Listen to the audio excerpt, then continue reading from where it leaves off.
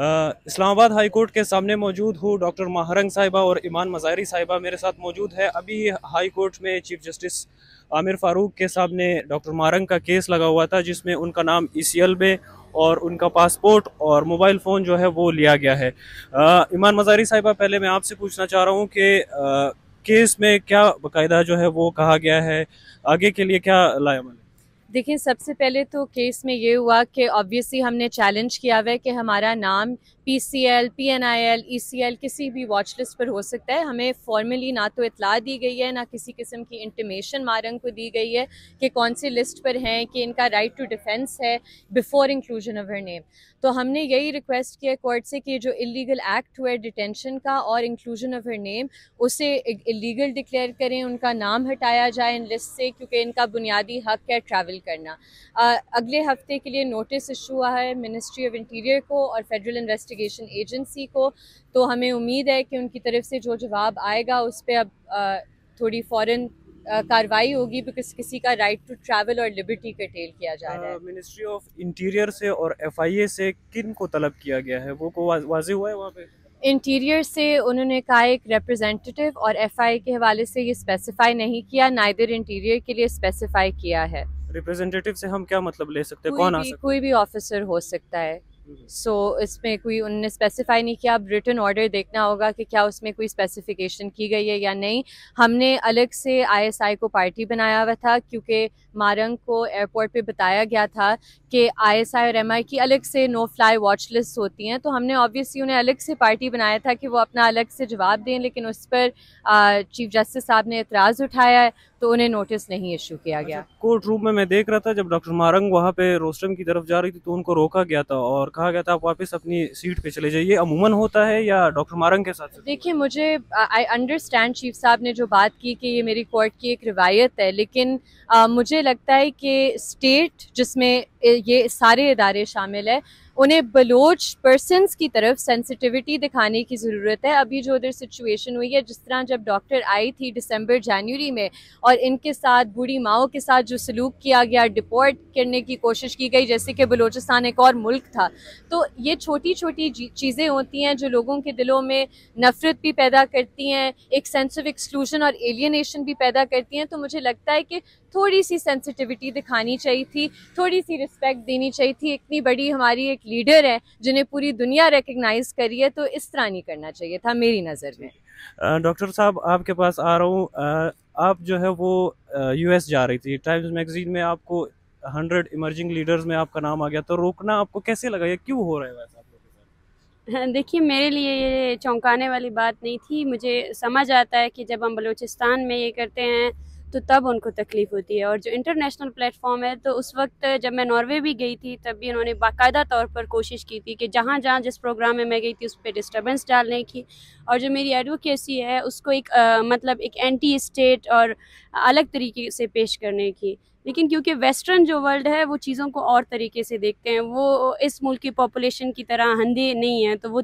चीज़ों को जानते हैं, परखते हैं और रिसर्च करते हैं। तो रोकने का मकसद सिर्फ यही था कि जो बलूचिस्तान में जो हम इंसानी हकूक़ की पामालियों पर बात कर रहे हैं वो कभी एक्सपोज ना हो, वो बाहर जाके जो एडवोकेसी और जो विजिबिलिटी हमें मिलने वाली थी उसको रोकना था। और इससे जब मैं वहाँ गई तो मुझे अफसोस, मैं अगर ये कहूँ चौंकाने वाली बात ये थी कि आई वॉज एक्सपेक्टिंग कि वो लोग मुझे नहीं रोकेंगे, लेकिन मैं ये एक्सपेक्ट कर रही थी कि वो मुझे आंसर ज़रूर देंगे कि वाई क्यों मुझे रोका जा रहा है। और मैं तकरीबन 5 घंटे तक जो रवैया उन्होंने मेरे साथ रखा, बाकी सब लोग अपना जो है ना प्लेन बोर्ड कर रहे थे और मैं वहाँ खड़ी थी और कोई मुझसे बात ही नहीं कर रहा था, जवाब ही नहीं दे रहा था, और पासपोर्ट भी छीना गया। उससे ज़्यादा चौंकाने वाली बात ये थी कि जो एयरपोर्ट के बाहर हुआ, जिस तरीके कार से हमारे साथ पेश आया गया, वो बिल्कुल भी मतलब किसी भी तरीके कार से दैट वाज उस पर अगर बात की जाए मुझे अफसोस होता है, मुझे बहुत ज़्यादा अफसोस होता है कि जिस तरह उन्होंने अटैक किया, जिस तरह असॉल्ट किया और जिस तरह कोशिश की गई कि किसी न किसी तरीके कार से हमें डराया जाए और पासपोर्ट छीना जाए। मैं समझती हूँ कि इस तरह हम देखिए बलूचिस्तान में रहने वाले लोग हैं, हम अपने ज़मीन को 1000 बार चुनेंगे। आज शायद 2-3 इंटरनेशनल ऑर्गेनाइजेशंस हमें बुला रहे हैं, तो आपको ये लग रहा है कि इससे हम पीछे हट जाएंगे या हमारी एडवोकेसी पीछे रह जाएगी, बिल्कुल भी नहीं। हम डिप्लोमेसी या बाहर की उस पर, हम ज़मीन पर ग्राउंड पॉलिटिक्स करने वाले लोग हैं और इससे आप हमें बिल्कुल भी नहीं रोक सकते। बिल्कुल, मुझे मैं खुद बलूचिस्तान से हूँ, मुझे अंदाज़ा है जब बीएमसी की रिस्टोरेशन के लिए आप प्रोटेस्ट कर रही थी, बलूचिस्तान यूनिवर्सिटी में जो बलूचिस्तान यूनिवर्सिटी के जो वीडियोस आई थी उसके लिए जब आप प्रोटेस्ट कर रही थी, मुझे सब कुछ याद है। लेकिन इल्ज़ाम ये लगाया जाता है आपके ऊपर, समीदीन के ऊपर, क्योंकि उनको भी रोका गया था बाहर जाने से, क्या आप लोग वहाँ पे जाके असाइलम क्लेम करेंगे? ये असाइलम वाला चक्कर क्या है? देखिए, मुख्तलिफ मरतबा मुझे जब भी नेगोशिएशंस पे हम बैठते हैं तो ये चाहते हैं कि हम असाइलम लें, लेकिन हम असाइलम बिल्कुल भी नहीं लेंगे। हम बाकायदा तौर पर अपनी तंजीम में और बलूचिस्तान में हम ये कहते हैं कि बलूचिस्तान के हालात उस वक्त तक नहीं बदलेंगे जब तक बलूचिस्तान का नौजवान बलूचिस्तान में बैठने का फ़ैसला नहीं लेगा। हम बिल्कुल हर किस्म के असाइलम के, उस असाइलम के ख़िलाफ़ है। ये बनाया गया है इसी तरह के नौजवानों को जो है ना इस तरह मायूस किया जाए कि वो अपने ज़मीन को छोड़कर इसी तब्दीली लाने के बजाय वो यहाँ से भाग जाए। और बलूचिस्तान में 4th शेड्यूल में आप लोगों के साथ गवादर में, राजी मुची में ये मुआहिदा हो गया था कि हम आपको हरासा नहीं करेंगे, आपके कारकुनान को जो है वो हम तंग नहीं करेंगे। उसके बावजूद 4th शेड्यूल में आपके कारकुनान के, या जो आप लोगों के साथ राजी मुची में शरीक थे, उनके नाम 4th शेड्यूल में आ गए। ये क्यों किया गया? देखिए, ये वो इंतकामी कार्रवाई है और ये एक इनकम्पिटेंसी भी है, क्योंकि जब हम बैठे थे सूबाई असम्बली के वज़रा के साथ बैठे थे और उन्होंने ये मेक श्योर कराया था, और सबसे बड़ी बात 4th शेड्यूल से पहले जो उन्होंने एक नोटिफिकेशन जारी किया था कि राजी मुची के दौरान तमाम FIR क्वाश हो चुके हैं, वो उस नोटिस की कोई वैल्यू नहीं है सेशन कोर्ट्स में। और वही जो पार्टिसिपेंट्स है जिनके खिलाफ FIR किया गया था, मिसिंग पर्सनस फैमिलीज, उनको अरेस्ट वारंट जारी हो रहे हैं। तो ये इनकी इनकॉम्पिटेंसी है, और जो ग्वादर में जो नेगोशिएशंस हुए थे वो बिल्कुल इनकी तरफ से ही ख़त्म हो चुके हैं। और जो 4th शेड्यूल है इसमें BYC के मरकज़ी ज़िम्मेदारान सिबगतुल्लाह शाहजी का नाम डाला गया है, हमारी फैमिलीज़ को टारगेट किया गया है। जैसे मेरे फैमिली में मेरे भाई का नाम डाला गया है 4th शेड्यूल में, सिर्फ और सिर्फ तंग करने के लिए। और अब 4th शेड्यूल को भी हमने बलसान हाई कोर्ट में चैलेंज किया है और उसको भी हम लेकर जा रहे हैं। लेकिन इससे ये साबित होता है कि ये लोग जो बार बार कहते हैं कि मुज़ाकरात के टेबल पर क्यों नहीं बैठते हो, मुज़ाकरात क्यों नहीं करते हो, तो आप खुद देखिए कि इतना आप इसको अहम मसला नहीं कह सकते बलूचिस्तान का। ये राजी मुची से रिलेटेड मसला था, आप लोगों ने वायलेंस यूज़ किया, वायलेंस के बाद हम बैठे मुज़ाकरात के लिए, लेकिन उस मुज़ाकरात पर अमल दरामद किसने किया? मुज़ाकरात की जो ऑफ़र दे रहे हैं जो लोग, उनके पास इतना इख्तियार है कि वो आपके साथ मुज़ाकरात कर सकें? देखिए, हम यही सवाल उनसे पूछते आ रहे हैं कि आपके पास अगर इख्तियार है तो आप सबसे पहले मुज़ाकरात तक चीज़ों को ले ही क्यों जाते हैं? अपना वायलेंस का जो अप्रोच है उसको चेंज कर ले। जब आप उस अप्रोच को चेंज करेंगे तो मुज़ाकरात तक बात पहुंचेगी ही नहीं। हम तो बेसिकली जो ये रेजिस्टेंस हो रही है बलोच अवाम की तरफ से, वो आपकी वायलेंस की अप्रोच की वजह से हो रही है कि आप जिस तरीके कार से हमारे मासेस को डील कर रहे हो, this is not the way. आपने सिर्फ हमसे हमारी ज़मीन नहीं छीनी है, आपने हमारे वसाइल नहीं छीनी है, आपने हमसे हमारा इंसानियत छीन लिया है। हमारा हर शख्स जो डीह्यूमनाइजेशन आपने की है उसके खिलाफ हम सब लोग खड़े हुए हैं कि आज हम एज ए इंसान देख रहे हैं कि हम एज ए इंसान एग्जिस्ट ही नहीं करते हैं। जिस तरीके कार से आपने जो एक रेसिज्म लगाई हुई है कि एक बलोच को उसकी आइडेंटिटी की बुनियाद पर उसकी आइडियोलॉजी को आप बिल्कुल साइड कर दें। अब बीडा एक्ट है, बीडा एक्ट क्या है? 1500 वो मुलाजमीन जो आपकी हुकूमत को चला रहे हैं, जो सेक्रेटरिएट को चला रहे हैं। SHO का नाम भी था उनमें, जो खुद जाके वहाँ पे जी बिल्कुल, और 4th शेड्यूल में भी ऐसे लोग हैं। तो जो आपके इंस्टीट्यूशंस को चला रहे हैं, बलोच नाम होने की वजह से आपने उनको भी टारगेट किया है।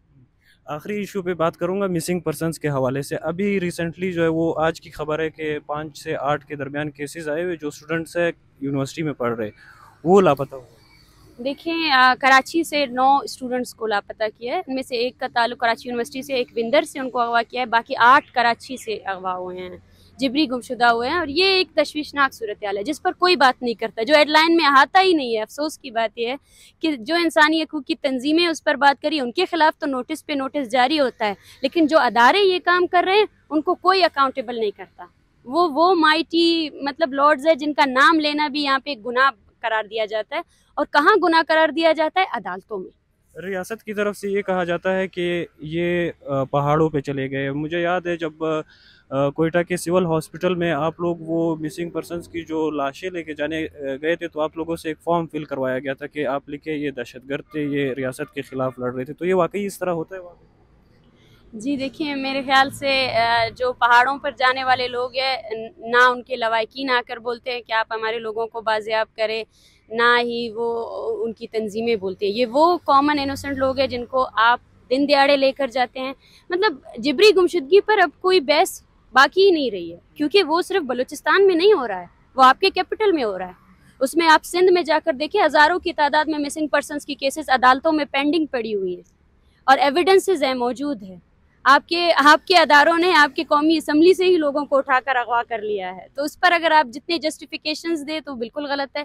अगर इस तरीके कार से किया जाता है तो वो सिर्फ और सिर्फ रियासती प्रोपेगेंडा को बढ़ाने का, रियासती बयानिया को बढ़ाने की कोशिश की जा रही है, लेकिन वो मेरे ख्याल से एक्सपोज हो चुका है। आखिरी सवाल, आपके पास कितनी तादाद है आप BYC के पास बलोच मिसिंग पर्सनस की? देखिए, BYC ने अभी फॉर्मली जो डाटा कलेक्शन किया है 1 साल से, तो हम उस डाटा को कलेक्ट करने के बाद इस वक्त हमारे पास तकरीबन 5000 के करीब डाटा है, और वो ओवरऑल डाटा नहीं हो सकता क्योंकि हमारी तंजीम अभी बनी है। तो इस पर जो रियल डाटा है वो voice for Baloch missing persons और दूसरे अदारों के पास है। बहुत शुक्रिया। Thank you.